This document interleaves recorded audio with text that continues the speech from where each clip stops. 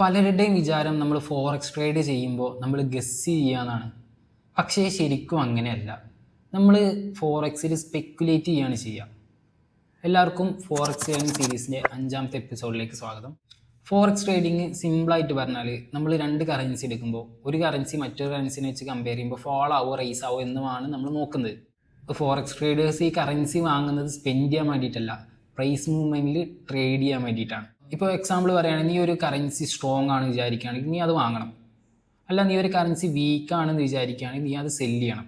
ഇതുകൊണ്ടാണ് നമ്മൾ കറൻസികളെല്ലാം പെയറായിട്ട് ട്രേഡ് ചെയ്യുന്നത്. ഒന്ന് മുകളിലേക്ക് പോകുമ്പോൾ മറ്റൊന്ന് താഴോട്ട് പോകുന്നു. എല്ലാ കറൻസി പെയറിലും രണ്ട് പാർട്ടുണ്ട്. ഇപ്പോൾ എക്സാമ്പിൾ യൂറോ USD എടുക്കുകയാണെങ്കിൽ യൂറോ ഉണ്ട്, അതിൽ USD ഉണ്ട്. ഇപ്പോൾ യൂറോ പറയുന്നത് ഈ ഫസ്റ്റ് വണ്ണാണ് നമ്മുടെ ബേസ് കറൻസി എന്ന് പറയുന്നത്. USD പറയുന്ന സെക്കൻഡ് കറൻസിയാണ് നമ്മൾ കോഡ് കറൻസി എന്ന് വിളിക്കുക അതിനെ. ഓക്കെ, അപ്പോൾ നമ്മൾ ഇവിടെ ചെയ്യുന്നത് ഇപ്പോൾ ഫോർ എക്സാമ്പിൾ പറഞ്ഞാൽ യൂറോ USD ഞാൻ ബൈ ചെയ്യാൻ പോവുകയാണെങ്കിൽ അതിൽ ഞാൻ യൂറോ ബൈയും ചെയ്യും, USD സെല്ലും ചെയ്യും. അങ്ങനെയാണ് നമ്മൾ ഫോറക്സിൽ ട്രേഡ് ചെയ്യുക.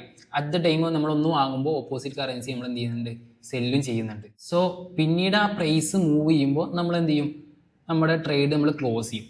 പിന്നെ ആകെയുള്ള ഡിഫറൻസ് എന്തായാലും വരിക, നമ്മൾ പ്രോഫിറ്റിലാണോ ലോസിലാണോ എന്നുള്ളതാണ്. ഇപ്പോൾ നമ്മൾ ബൈ ചെയ്ത സമയത്ത് നമ്മൾ പ്രൈസ് മുകളിൽ പോകുമെന്ന് വിചാരിച്ചിട്ടാണ് ബൈ ചെയ്യുന്നത്. സോ മുകളിൽ പോയാൽ നമുക്ക് പ്രോഫിറ്റ് ആയിരിക്കും, താഴെ പോയി കഴിഞ്ഞാൽ നമുക്ക് ലോസ് ആയിരിക്കും ഉണ്ടാവുക. ഇങ്ങനെയാണ് നമ്മൾ ഫോറക്സിൽ പൈസ ഉണ്ടാക്കുന്നത്. നമുക്കൊരു ഡയറക്ഷനും വേണം, അതുപോലെ തന്നെ നമുക്ക് ടൈമിങ്ങും വേണം. സോ അടുത്ത എപ്പിസോഡിന് വേണ്ടിയിട്ട് ഫോളോ ചെയ്തു.